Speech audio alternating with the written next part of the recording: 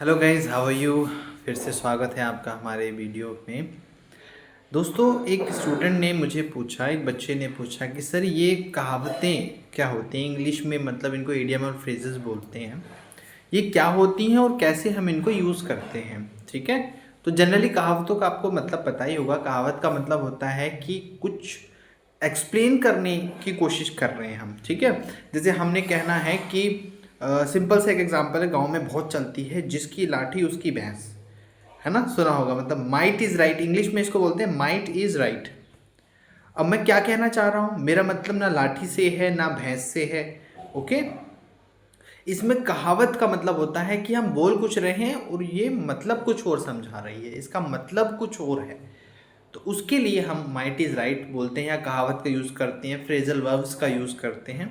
वो आपको हेल्प करती हैं, बहुत बड़ा सेंटेंस बोलने की बजाय हम शॉर्ट में इसको बोल देते हैं। तो यही कहावतें होती हैं, इनको फ्रेजल वर्ब्स कहते हैं, फ्रेजेस कहते हैं। ओके, तो अब जैसे मैंने अभी एग्जाम्पल लिया था आपको, माइट इज़ राइट मतलब जिसकी लाठी उसकी भैंस, मतलब इसका मतलब है कि जिसके हाथ में शक्ति होगी, जिसके हाथ में पावर होगी, वो राज करेगा। ओके, जिसके हाथ में पावर होगी वो राज कर लेगा, वो रूल करेगा, वो ही नियम बनाएगा।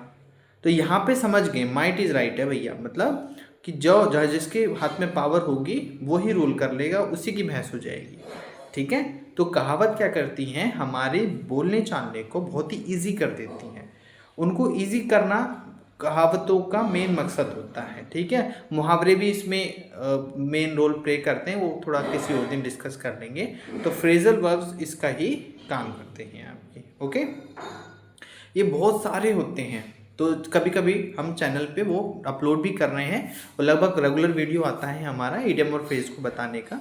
तो अभी कन्फ्यूजन नहीं रहेगा कि ये होती क्या है। ठीक है, तो हम समझ गए फ्रेजल वर्ब्स क्या होती हैं, जो बड़े सेंटेंस को शॉर्ट करके हमें आइडिया देती हैं, और वो कहीं कुछ और जाती हैं, उनका मतलब कुछ और हो सकता है। ठीक है, अब जैसे माइट इज़ राइट में बताया था, इसमें भैंस कहाँ है ना, और इसमें शक्ति कहाँ है, पावर कहाँ है, तो कहीं ना कहीं कनेक्शन आपको बड़ा मुश्किल ही मिलेगा, क्योंकि हिंदी में ना कुछ और बोल दिया जाता है उसी से रिलेटेड, इंग्लिश में कुछ और होता है। इंग्लिश में इंग्लिश के हिसाब से जो इंग्लिश लोग हैं वो उन्होंने अपने हिसाब से वो उसको एडजस्ट कर रखा है। हम इंडियंस ने हिंदुस्तान में हिंदी में अपने हिसाब से इस कहावतों को एडजस्ट कर रखा है। ठीक है, मीनिंग सेम रहता है। तो ये रहता है, इन्हीं को फ्रेजल वर्ब्स कहा जाता है। आई होप ये क्लियर हुआ होगा, और मैं समय समय पर ऐसे ही आपके डाउट्स क्लियर करता रहूँगा। चैनल को लाइक शेयर और सब्सक्राइब कर लेना। Thank you.